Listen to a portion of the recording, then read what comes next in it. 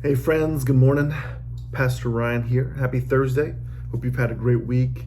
Today I was asked, how has serving impacted your life and the lives of those you serve with? Great question. A lot comes to mind, but I guess I want to make this short and sweet. Um, I grew up in the church. My mom and my dad were both first generation Christians.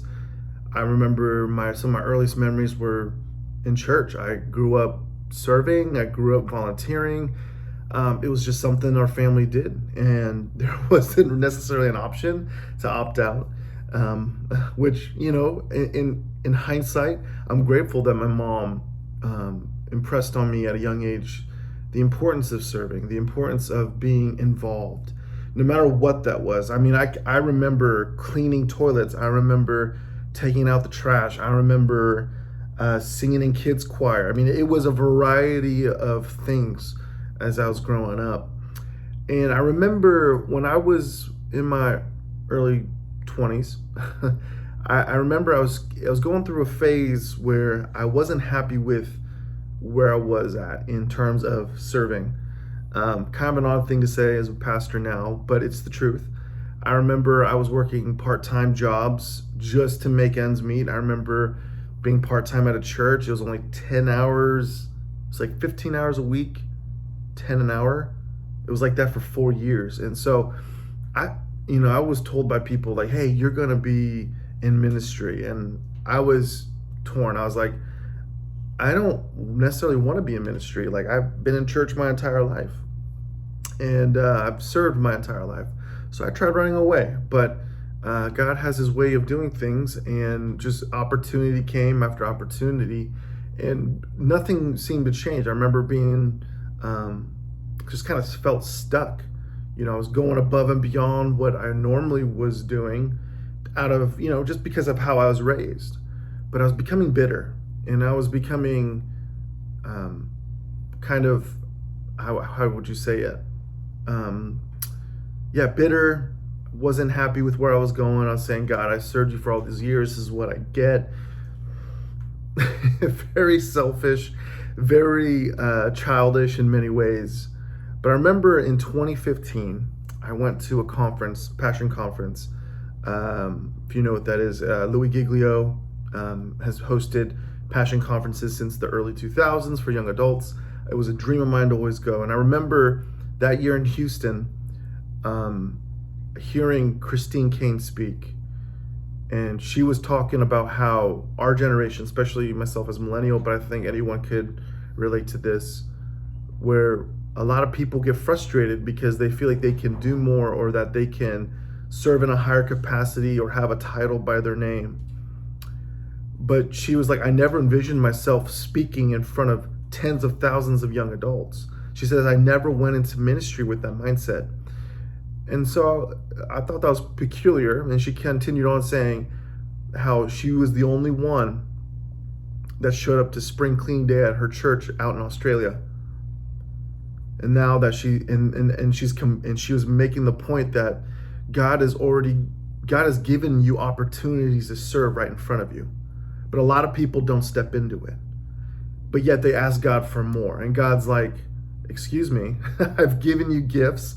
I've given you certain abilities. Now you use them. There's nothing else to it.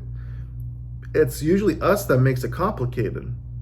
It's got to be the certain situation. It's got to be maybe the right hours or my preferences or a lot of things. And, I'm going to step on some toes, and that's okay with just saying that. But I remember in that moment feeling so convicted that I completely lost sight of the whole reason why I serve. It's to build the kingdom. Everyone who serves is advancing the kingdom of God. No matter what you're doing at church on a Sunday morning, or what you're doing at church on a Wednesday night, whether it's in front of 5 people, whether it's in front of hundreds or thousands, it does not matter. If God has given you an opportunity to serve, we take that. We say yes to it. And just by saying yes to God, my life forever changed after that conference. Forever changed. Forever. Everything that I was praying for, everything that I was seeking the Lord for, in terms of, Lord, if I'm called to ministry, then is this a full-time thing, or is this going to be bivocational? Is this going to be just strictly volunteering? God made it very clear the moment I accepted my yes in front of me. It didn't look pretty at the time. It was a lot of work for very little recognition, very little whatever. But my mindset changed, and I said, God, forgive me for not holding the value of the fact that you've given me more than enough, and help me just to seek you. Seek first your kingdom. And friends, I really can't stress enough that God has placed, I know without a doubt, God has placed something in front of you that maybe you've said no for a long time to, because it's not the perfect or ideal scenario, or it's not something, or you feel like it's above you. I want to just kindly encourage you today to say yes to God. Because the moment you say yes to God, the doors open, not to your benefit, but to the understanding that God can't give you God's already given you something. He can't give you more. He's got a task in front of you. Until that's completed, in whatever way that looks like, I would encourage you to say yes to God wherever you're at today. And I let's just say, if I wasn't sitting there at that conference, and if the Spirit wasn't encouraging me to just really listen to Christine in that moment, I don't know where I'd be right now.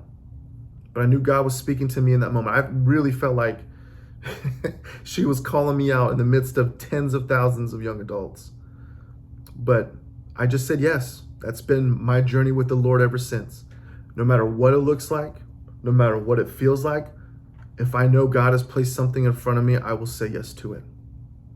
So I hope that encourages you today. Say yes to Him, friends.